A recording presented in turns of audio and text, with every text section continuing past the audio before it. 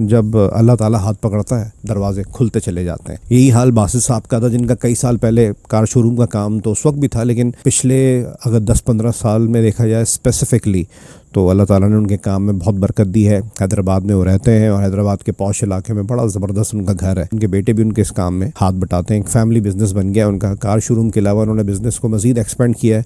जहाँ छोटे छोटे और बिजनेसेस किए, उसके साथ साथ उन्होंने कंस्ट्रक्शन के बिज़नेस में भी हाथ डाला है और वो काम भी उनका बहुत अच्छा चल रहा है। ये जो उन्होंने वाक़या मुझसे शेयर किया, ये आज से ज़्यादा पुराना नहीं है, 3-3.5 साल पुराना है। कोरोना जब एंड होने लगा, लॉकडाउन ऑलमोस्ट ख़त्म होने के आसार शुरू हो गए थे, उस वक्त इनकी दोस्ती हैदराबाद के एक पॉश इलाके के साहब से हुई। उन साहब का नाम अमजद था। बासित साहब और अमजद की एक इतनी पक्की दोस्ती हो गई, पहले बाहर मिला करते, फिर इधर उधर रेस्टोरेंट पे खाना पीना, फिर घरों पे दावतें शुरू हो गई जी, हलीम की दावत, पाई की दावत। बासित साहब की बेगम और अमजद की बेगम की भी बहुत अच्छी दोस्ती हो गई। अमजद सीमेंट और सरिया एक ऑफिस था हैदराबाद के एक पॉश सोसाइटी में, और उनके गोदाम वगैरह थे जहाँ से वो सारा सप्लाई का काम, जो ऑर्डर का काम होता था वो जाता था। और कारोबारी शख्सियत थे, यानी कि अमजद साहब भी कारोबारी शख्सियत थे और बासित साहब जिन्होंने मुझे ये कहानी सुनाई है वो भी कारोबारी शख्सियत है। और फिर आपको पता है शहर की कारोबारी शख्सियात, अक्सर तो पूरे सूबे की कारोबारी शख्सियात किसी न किसी तरीके से किसी न किसी फोरम पर कनेक्टेड होती हैं। अच्छा, इस कहानी में ये इबाम कहीं नहीं है कि अमजद जो काम बता रहा था सीमेंट और सरिये का,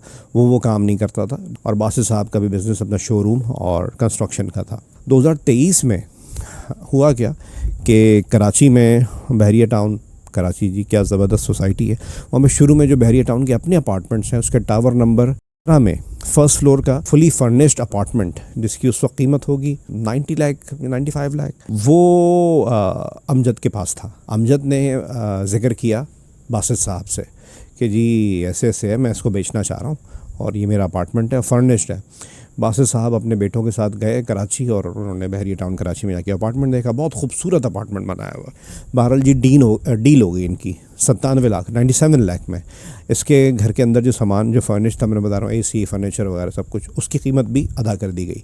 अच्छा, बासित साहब काफ़ी अरसे से फाइलर नहीं थे, नॉन फाइलर थे, तो उन्होंने बहुत से काम, अब अमजद से 1-1.5 साल पुरानी दोस्ती हो गई थी और फिर कारोबारी हल्के में सब एक दूसरे को जानते भी थे, तो बहुत से काम अमजद के साथ इन्होंने शुरू किए और उसमें अमजद पर एतमाद करके अमजद के नाम पे शुरू किए। फॉर एग्जांपल, उन्होंने अपार्टमेंट ख़रीदा तो एक तहरीरी गैर हुकूमती पेपर पर उन्होंने एक मुआहदा कर लिया कि जी हमने आपको ये चंक्स में पेमेंट करनी है और इस महीने पेमेंट कंप्लीट हो जाएगी और फिर बहरिया टाउन के हेड ऑफिस जाएंगे, वहाँ जाके हम इसको ट्रांसफ़र करवा लेंगे। सही है जी, पहली ट्रेंच दे दी गई, पहली किस्त दे दी गई। आहिस्ता आहिस्ता किस्तों में कर करके दिसंबर 2023 था गालिबन के किस्तें मुकम्मल हो गई। अच्छा, बहुत पहले ही जो चाबी थी वो अमजद ने बासित साहब को हैंड ओवर कर दी थी।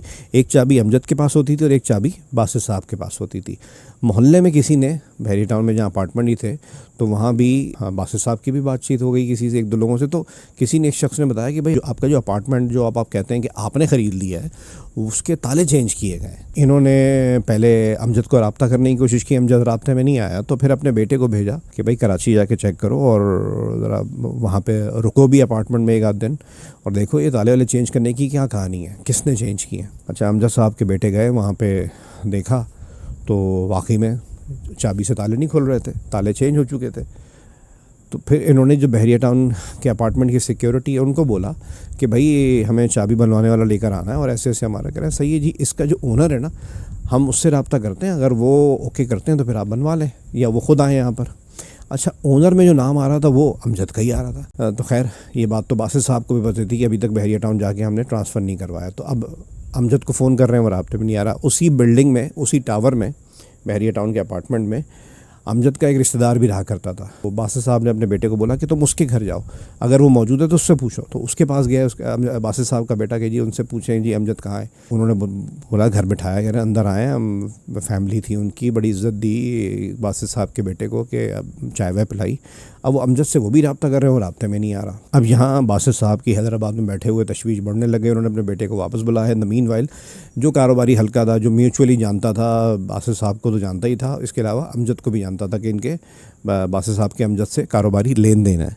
उन 10-12-15 लोगों को फ़ोन किया गया और अगले दिन एक बैठक लगाई गई और किसी तरीके से अमजद को, अब ज़ाहिर बात है जब बिज़नेस कम्युनिटी का प्रेशर आता है तो फिर जो जिन्होंने बिज़नेस करना है उन्होंने तो फिर उनको ऑब्लाइज करना है, तो वो किसी तरीके से आया अमजद कहाँ से ट्रेस हुआ, कैसे ट्रेस हुआ, वो एक अलग एक कहानी है। और आखिर उसने देखा जी पहले से 10-15 लोग बैठे हुए।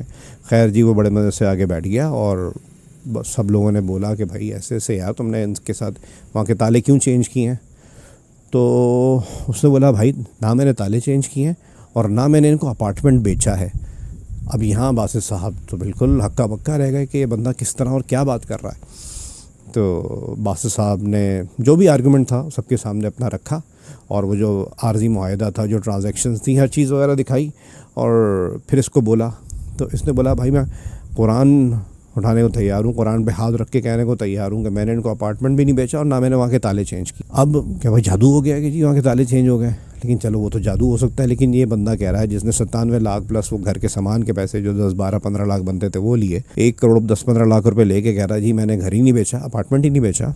अमजद जी जज्बाती हो गया और वो क्या वज़ू किया, हाथ धोया, खुदा जाने क्या किया, वापस आया, कुरान उठाया, कुरान पे हाथ रख के उसने कसम उठा ली कि मैंने इनको अपार्टमेंट नहीं बेचा। ये कहकर वहाँ से रवाना हो गया। अब बासित साहब आगे क्या कह सकते थे? एक बंदे ने कुरान उठा लिया तो अब कुछ बचता ही नहीं है ना। अब तो किसी भी किस्म का डिजिटल सबूत कुरान के आगे वो बंदा खामोश हो जाता है कि भाई हम मुसलमान है, बहैसियत मुसलमान हमें इस चीज़ को ऑब्लाइज करना ही करना है। अब वो घर आगे जी शदीद परेशान के जी भले कारोबारी आदमी है, भले वो हैदराबाद के पौश इलाके में रहते हैं, लेकिन 1 करोड़ 10-15 लाख का नुकसान किसी के लिए भी बर्दाश्त करना आसान नहीं था। अच्छा उसी बैठक में एक बात ये भी हुई कि भाई मैंने इसके नाम पर, क्योंकि मैं फाइलर नहीं हूँ, मेरा करीबी दोस्त बन गया था, तो मैंने इससे 2 गाड़ियाँ भी ली हुई हैं और मैंने अभी तक अपने नाम ट्रांसफ़र नहीं करवाई। तो अमजद वो बात मान गया कि हाँ मैंने इनकी गाड़ियाँ इनके नाम ट्रांसफ़र करनी है और मैं कुछ दिनों में कर दूँगा। इसके अलावा एक बिल्डिंग कंस्ट्रक्शन शुरू की थी और फिर वही बात कि बासित साहब फाइलर नहीं थे तो उन्होंने अमजद के नाम पर ही वो काम शुरू किया था। तो उसने बोला सही वो बिल्डिंग के मामला भी मैं आपके नाम कर दूँगा, लेकिन अपार्टमेंट तो मैंने आपको बेचा ही नहीं है, और उसके लिए उसने कुरान भी उठा लिया था। खैर बासित साहब घर आए, मशवरा किया और फिर उन्होंने सोचा ये तमाम बिज़नेस कम्युनिटी में जिनके बारे में उनको पता था कि वो अमजद से किसी न किसी तरीके से डील कर रहे होंगे, उन सबको फ़ोन करके पूरी रुदात सुनाई। अगले दिन अमजद के गोदाम में जो हैदराबाद के एक पॉश एरिया में, उसके बाहर एक रश लग गया। किसी के 2 करोड़ हैं, किसी के 5 करोड़ हैं, किसी के 70 लाख हैं, किसी के 20 लाख हैं। वो सब लोग तकाजा करने पहुँच गए। अच्छा कोई वकील है, कोई वहाँ का रिहायशी है, कोई उनका किसी तरीके से दोस्त है, किसी कोई कंस्ट्रक्शन के बिज़नेस का है, कोई कार्स के बिज़नेस का है। सब लोगों को जब ये भाग जाएगा ये तो, और तशवीश हुई सब लोगों को। तो किसी ने आके किसी को उसने चेक दिए, किसी को कुछ दिया। 2 दिन 3 दिन 4 दिन ये मामला चलता रहा। उसके बाद अमजद साहब जी गायब हो गए। अमजद साहब कहाँ हैं? मिल ही नहीं रहे। बासित साहब जिनके वैसे ही मामला ख़राब हो चुके थे, उन्होंने तमाम बिज़नेस कम्युनिटी के साथ जो बाकी लोग थे, कारोबारी लोग थे, जो कंप्लेनेंट बन सकते थे, शिकायत कुनंदा बन सकते थे, उन सबको साथ में लाया और उसके ख़िलाफ़ FIR कटवा दी। कानून ने जी इसको शिकंजे में लिया, गिरफ़्तार किया और हिरासत में लिया। इसके ऊपर मामला चल रहे थे, मुकदमा चल रहे थे। किसी तरीके से इसने बेल करवाई। बेल करवाने के बाद ये दुबई फ़रार हो गया। अच्छा इन द मीन वाइल इसने जो 2 गाड़ियाँ ट्रांसफ़र करनी थी बासित साहब के नाम पे, जो बासित साहब इसी पेमेंट कर चुके थे, वो उसने गाड़ियाँ ट्रांसफ़र कर दी थी। सिर्फ एक अपार्टमेंट को वो हज़म किए बैठा था, क्योंकि उसने उसके लिए कुरान भी उठा लिया। अब अगर वो वापस भी करता है तो कम्युनिटी में सब कहेंगे कि भाई तूने तो कुरान उठाया था। बहरहाल अब वो दुबई फ़रार हो चुका था। 2024 के मिड की एंड की बात है। जिन लोगों के इसने पैसे लिए थे उन सब ने बैठ के सर जोड़े तो पता ही लगा कि कुछ नहीं तो 70-80 करोड़, कोई कहता है जी 1 अरब रुपए तकरीबन ये गबन करके भागा है। इनमें से 1-2 लोग ज़रा ज़्यादा तगड़े थे, उनमें एक वकील साहब भी थे बड़े नामी ग्रामी।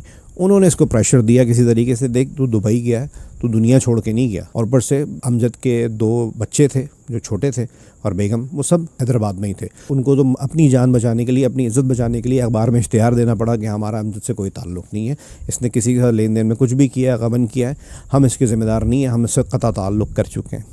किसी तरीके से जी इसको वापस बुलवाया गया। वो अमजद जो किसी के 70-80 करोड़ रुपए लेके भागा हो, तो उसका अपना भी वो किसी गरीब आदमी नहीं था, कोई मिडिल क्लास भी नहीं था। एक पॉश इलाके में उसका सीमेंट और सरिये का बुकिंग का बाकी मामलात के दफ्तर थे और फिर गोडाउंस थे। कितना काम होगा, खुद करोड़पति अरबपति आदमी होगा। उसके जाहिर बात है केस चल रहा था और फिर ये फ़रार भी हुआ, तो वो कुछ अकाउंट्स फ्रीज थे। फिर कुछ लोग जो तगड़े थे, कुछ लोगों ने निकलवा लिए थे पैसे, कुछ के दे रहा था और कुछ के देने थे। वापस आया ये पाकिस्तान लोगों के प्रेशराइज़ करने पर, तो हैदराबाद नहीं आया, कराची में रुका। पीछे इसकी फ़ैमिली के वो हालात थे कि अमजद की बीवी कुछ दिन बाद बासित साहब के घर आई, क्योंकि बीवी तो गलत नहीं थी ना उनकी, अमजद की, वो लोग चीटर नहीं थे।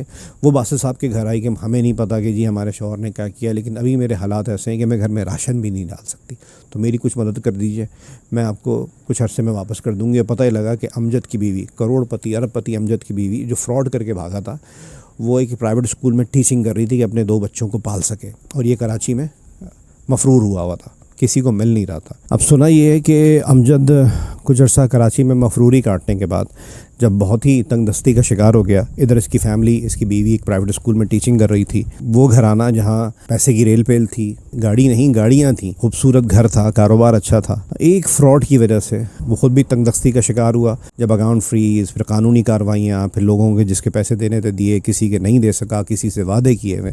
अब जब वो बिल्कुल सिफर हो चुका है, तो सुना ये कि हैदराबाद में अब वो चंद लोगों को नज़र आया है मास्क पहन के उधर घूम रहा होता है, कभी किसी जगह पे, लेकिन वो किसी को फेस नहीं कर पा रहा, और जो भी कार्रवाई है वो चल रही है। इस पूरी कहानी से आपको क्या सबक मिलता है? मेरे लिए तो 3 सबक हैं इसमें। एक तो है कि जब अल्लाह रसूल के नाम पर आप झूठ बोलेंगे, एक बंदे ने कुरान की कसम खाई, कुरान उठाया, कुरान पे हाथ रख के एक बात की, तो उसकी मार पड़ती है और ऐसे आप ज़मीन पे आके गिरते हैं। दूसरी चीज़, आपने किसी भी शहर में कारोबार करना है, देखिए वन टाइम अगर आपने गबन करना है तो वो भी अब दुनिया के किसी हिस्से में चले जाएं, अब उसके लिए भी रास्ते मौजूद हैं, आप किससे जवाबदेही की जा सकती है। लेकिन अगर आपने कारोबार करना है, और कारोबार तो ऐसे होता है ना कि नस्ल दर नस्ल चलते हैं, उसके लिए नंबर 1 चीज़ है एतमाद। बासित साहब जिन्होंने मुझे कहानी सुनाई, उन्होंने 1,15,00,000 रुपये या 10 लाख रुपए का एतमाद किया कि मैं इसके साथ तो 10 किस्म के काम कर रहा हूँ, ये छोड़ के कहाँ जाएगा, और हम लोग कारोबारी कम्युनिटी के लोग हैं। उसने एतमाद को ठेस पहुँचाई और ज़मीन पर आकर गिरा। दूसरी बात, बासित साहब जैसे जो लोग हैं जो अंधा एतमाद कर लेते हैं, डॉक्यूमेंटेशन नहीं रखते, भाई आप फाइलर नहीं थे तो फाइलर हो जाते। दूसरी बात, चले नॉन फाइलर भी थे, टैक्स ज़्यादा हो रहा था ना, फ़ौरन बहरिया के हेड ऑफिस जाते, आपने पेमेंट कर दी थी, ट्रांसफ़र पर ये काम होता है, ट्रांसफ़र करवा लेते, डॉक्यूमेंट्स आपके नाम पे हो जाते। तो बहरहाल ये 3 सबक तो मुझे मिलते हैं। आपने इस कहानी से क्या सबक सीखा, ज़रूर शेयर कीजिएगा। Thank you.